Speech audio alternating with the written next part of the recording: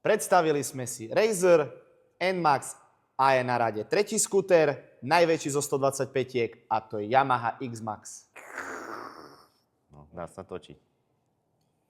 Najväčší v hre svojou veľkosťou a samozrejme komfortom. Skúter X-Max si vieš kúpiť buď 125 cm kubických, 9 kW, alebo ak máš vodičak na motorku, tak 300 a tá je 20,6 kW.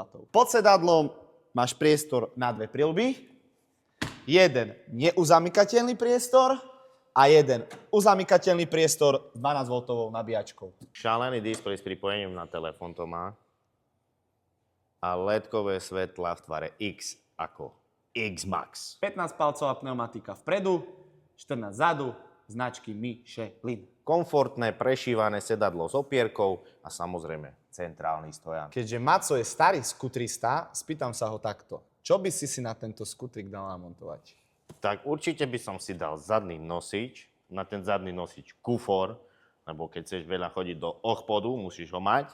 A keď chceš robiť bordel po meste, tak jedine dáš sem akrab, šalené. Pri každej zelenej na semaforoch ťa tento variátor dostane do šmiku. Pri verzii 125 cena je 5290 eur z DPH.